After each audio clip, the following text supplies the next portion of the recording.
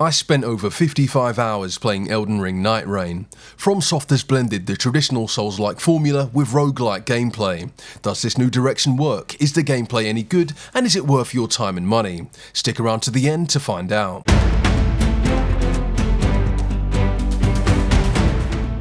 The game's narrative follows a war known as the Shattering in the Lands Between.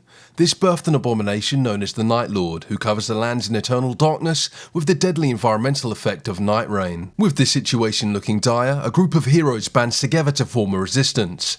They call themselves Nightfarers, seeking to put an end to the darkness by defeating the Lord of the Night. This review will be spoiler free, but will feature clips of me fighting the bosses. With that out of the way, let's explore the gameplay. Nightreign is a free-player online co-op game, and whilst you can play solo, it was designed with a trio in mind. You'll begin your journey at the Round Table Hold, and this will serve as your base of operations. It's here you can select which expedition you want to take on, and you can think of these as raids. You'll see the Night Lord boss you'll take on at the end, a brief description as well as their elemental weakness, and you'll want to remember that last one. Once you've selected an expedition, matchmaking will begin, which offers one last chance to switch characters. And don't worry guys, I'll touch on characters later in the video. You'll then fly into Limveld, where you'll be dropped in a random location on the map, and this is where the game truly begins. Every raid is split into 3 phases, Day 1, Day 2 and Day 3. Your main goal is to prepare and get as powerful as you can for Day 3 because you'll be fighting a Night Lord. So let's take a look at the first 2 days. You'll start at character level 1, with 15 being the highest. To level up, you'll need to defeat enemies and bosses scattered around the world. Luckily, there's a map that highlights every point of interest, and you and your teammates can mark where you want to go next. The map is the biggest tool you have, and you'll have to plan routes effectively as each day only lasts 15 minutes. It shows where bosses are, churches to increase healing charges, camp locations that have elemental weapons and much more. Because you're limited for time, you won't be able to get everything, and there's also the Night's Tide mechanic to contend with. This is like the storm in Fortnite, where the playable area shrinks, forcing you to move on. If you die in the open world, one of your companions can pick you up. To do this, they have to hit you, but each time you go down, the number of times they must hit you increases. If they don't pick you up, you'll respawn, but this will cost you a level. This too isn't a big deal, as you can just go and pick your runes back up wherever you died. The real pain in the arse is going down in a boss fight. There's one of these at the end of each day, and if you all go down, it's a wipe, and you're spawning back at the Round Table. But that isn't the pain in the arse. The revive mechanic is. If you go down several times, it becomes incredibly tedious trying to hit your teammate's body whilst dodging the boss's attacks to get them back up. It's more than likely that you'll need to target them, so you have no idea what the boss is doing, and you'll likely go down too. This is made even worse as their timer resets if you stop hitting them for more than a second. The first 2 days generally aren't that difficult, but bad RNG or randos running off to different areas can screw you over. Before we explore Day 3, aka the Night Lords, let's take a look at the characters you'll be playing as. If you've played Elden Ring, you'll be used to spending runes on each stat individually, whether that be your Vigor for HP, Intelligence for spell builds, or Dexterity for dex builds. Well, that's been overhauled and streamlined in Nightreign. There are 8 playable characters that have predetermined attributes. Eye, for example, has an A scaling in Dexterity and a B in Stamina, and whilst he's primarily used as a bow user, that A scale in Dex means he can make good use of daggers, thrusting swords, curved swords and more. All weapons you'll find in a world scale with attributes, so you'll want to find the best tools for the job. Each character has their own passive ability, character skill and ultimate art. Let's take a look at Raider, who was one of my favourite characters. Now Raider has an A scaling in HP and Stamina, with an S ranking in Strength. This makes him the perfect tank. His character skill is Retaliate, where he'll absorb incoming damage and punch the enemy back. This acts like an offensive parry with a generous window to pull off. His passive ability prevents him from being knocked down whilst using Retaliate, and his ultimate art summons a giant tombstone which does a chunk of damage. There's a character for all playstyles. You can cast spells as the Recluse, summon spirits as the Revenant, or become a parry god as the Executor, but the base mechanics are the same for all of them, including stamina management, basic attacks and player movement. The party for each expedition is important though. Eye, for example, is one of the best characters in the game, but starting a raid with 3 Eye wouldn't be optimal. This is because he plays the support role well, boosting other players' damage, but not dealing a great amount of damage himself. There are some customization options though, in the form of relics. These are awarded after an expedition, being a boss or purchased from the Small Jar Bazaar. They provide stat buffs or changes, and you can equip up to 3 of them. Buffs include increasing your max max health, HP restoration when using a certain weapon, or giving your starting weapon an elemental affinity. While some relics are fantastic, a lot of them are shit, which comes down to RNG. It's lame spending 50 minutes on a run to get awarded with a relic that boosts your throwing stone damage, or you'll get one good attribute that buffs your character skill, but the other two that don't help at all. I understand why they went with the RNG approach. It makes people want to carry on grinding to get that god roll relic. As it stands, there are too many attributes that a relic can roll, meaning your chance of getting a good one is low. There are also remembrances, which are quests for each character. These were a great addition, providing some backstory for each character, but these should be experienced firsthand, so I'll say no more on the subject. But I have plenty more to say about day 3 of the expedition. That's right, the Night Lords. So, you've made it to day 3. Your team has collected purple and yellow weapons, gathered enough runes for a high level, and obtained great passive effects. You essentially have 2 summons with you, so the Night Lords will be easy, right? Wrong.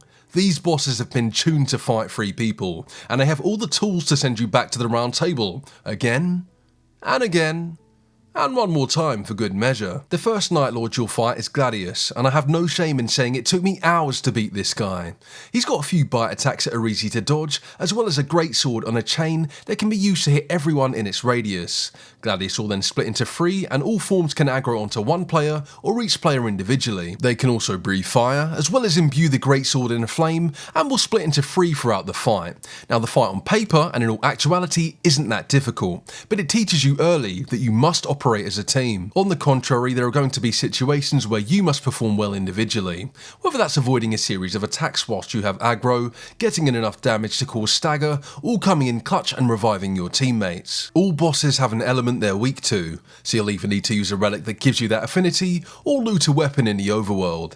Fortunately, elemental weapons have an emblem that shows up on the map, meaning if you clear the boss there on day 1 or 2, you'll get that elemental weapon. Unfortunately, it's RNG if the element you'll need will spawn at all. All bosses hit hard, have AoE attacks, and can put you in a bad mood. And no one put me in a worse mood than the Equilibrious Beast. I fought this arsehole for days, and at one point I ejected the disc from my PlayStation, put it in the case, and said fuck this, I'm not playing anymore. Everyone has that one boss they struggle with, and this was mine. Libra shoots projectiles that build up madness. He throws down glyphs that also build madness, and can catch you off guard by teleporting next to you. After a while, he'll meditate, being concealed by a sphere of madness. Now if you don't break this sphere, or the relics around him, his madness attacks will go to the next level. Now madness stuns you temporarily and takes a big chunk of your health, or it can straight up kill you. If you do break the sphere, he literally goes mad, pardon the pun, and goes into an all-out berserk form. Now my frustrations with Night Lords came from a lack of understanding and essentially needing to get good, and Libra was a prime example of this. Bosses can be countered, they have weaknesses, and if you keep trying, you will eventually beat them. This is why we all love the challenge of Souls-like games. We think we're never going to beat a boss, eventually beat them, and then you can beat them with a hand tied behind your back. Well, not literally, but you understand what I'm saying. But notice, I didn't discuss the game's difficulty, because that requires its own part. Your Nightreign experience will differ depending on how you matchmake with other players. You'll either rely on the game's default matchmaking system, which will pair you with 2 random players, or you can make a group of your friends, or use Discord as an alternative. We'll discuss the game's matchmaking first. Playing with 2 randos can be painful, as they can run off to other areas of the map, causing them to go down and lose levels. There's also the chance that you get paired with less experienced players, which means they don't know the mechanics of the game or the bosses. And I don't say that to be malicious. Everyone starts somewhere and new players should be welcomed. But it can be frustrating attempting a raid 10 times, with your teammates going down as soon as you enter the boss's lair. The cherry on top being each run can be over 45 minutes, so I'll let you do the math.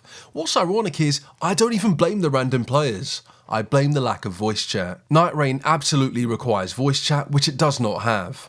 All you can do is ping locations on the map. If I could chat with my teammates, we could coordinate boss strategies, decide the ideal paths to take, tell each other if we need help, and quite literally everything else. I completed around half of my raids with random players. A handful of these randos were some of the best Souls-like players I'd seen, and I had an absolute blast raiding with these guys. Hell, I even added a few of them to my friends list. But apart from these handful of players, the random matchmaking was miserable, and that's what led me to the second option in Discord. Teaming up with players using Discord is the way I recommend playing the game. In my experience, the Discord player base were better. Again, I'm not being an arsehole towards randos, I'm just calling it how it is.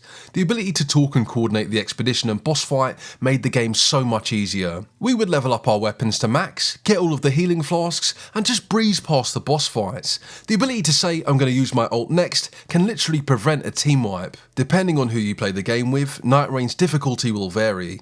If you play with pre-made groups, it can be as easy as the Demon Souls remake. If you play with randos, it can be as hard as Sekiro after ringing the demon bell.